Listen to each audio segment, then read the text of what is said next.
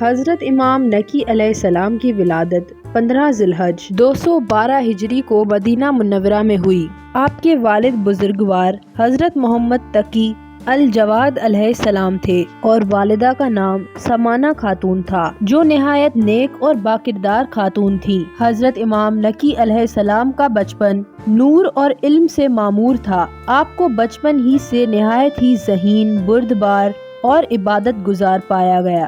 حضرت امام محمد تقی علیہ السلام نے بچپن ہی میں آپ کی تعلیم و تربیت پر خاص توجہ دی۔ آپ نے کم عمری میں ہی قرآن، فقہ، حدیث، تفسیر اور اعلیٰ علوم میں ایسی مہارت حاصل کی جو صرف معصومین کے حصے میں آتی ہے۔ آپ کا تعلق اہل بیت کے پاکیزہ خانوادے سے تھا۔ آپ کے 8 بیٹے اور 1 بیٹی تھی اور ان میں سب سے مشہور اور جلیل القدر بیٹے کا نام حضرت امام حسن اصغری علیہ السلام ہے، جو 11ویں امام بنے۔ حضرت امام نقی علیہ السلام کی امامت کا آغاز صرف 8 سال کی عمر میں ہو گیا، جب حضرت امام محمد تقی علیہ السلام کی شہادت ہوئی، یعنی سن 220 ہجری میں آپ منصب امامت پر فائز ہوئے۔ یہ وہ دور تھا جب عباسی خلافت اپنے ظلم و ستم میں انتہا پر تھی۔ ناظرین، آج کی اس ویڈیو میں ہم آپ کو حضرت امام علی نقی علیہ السلام کی ولادت کا واقعہ سنائیں گے، لہٰذا یہ جاننے کے لیے اس ویڈیو کو آخر تک ضرور دیکھیے گا۔ آپ تمام دیکھنے اور سننے والوں کو السلام علیکم۔ ناظرین، اس وقت ائمہ اہل بیت علیہ السلام کو خطرہ سمجھا جاتا تھا۔ عباسی خلیفہ متوکل عباسی کو آپ کی مقبولیت اور علم سے خطرہ محسوس ہوا۔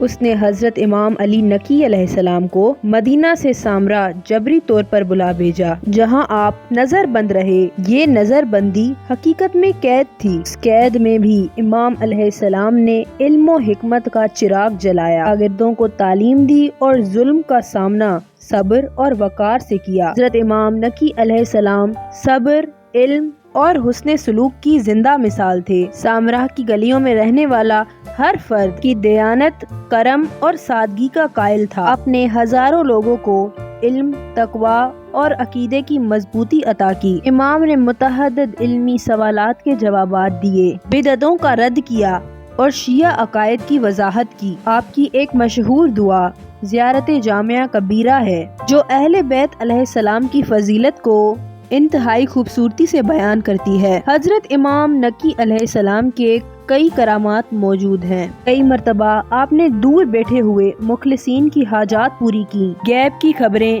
دین اور ظالموں کو رسوا کیا۔ عباسی دربار کے جاسوس بھی آپ کی روحانی طاقت سے خوف زدہ تھے۔ متوکل عباسی اور اس کے بعد خلفاء نے امام کو محدود رکھنے کی ہر ممکن کوشش کی، کبھی دربار میں بلا کر تذلیل کی کوشش کی، کبھی زہر کے ذریعے آپ کو ختم کرنے کی کوشش کی گئی، لیکن امام علی نقی علیہ السلام نے ہر آزمائش کا سامنا وقار، صبر اور خدا پر بھروسے کے ساتھ کیا۔ بالآخر عباسی خلیفہ معتصم عباسی نے آپ کو زہر دے کر شہید کر دیا۔ یہ واقعہ 3 رجب 254 ہجری کو سامراہ میں پیش آیا۔ شہادت کے وقت آپ کی عمر 42 سال تھی۔ حضرت امام نقی علیہ السلام کو سامراہ میں سپرد خاک کیا گیا۔ آپ کا روضہ آج بھی زیارت کا مرکز ہے، جہاں لاکھوں زائرین عشق و عقیدت کے ساتھ حاضری دیتے ہیں۔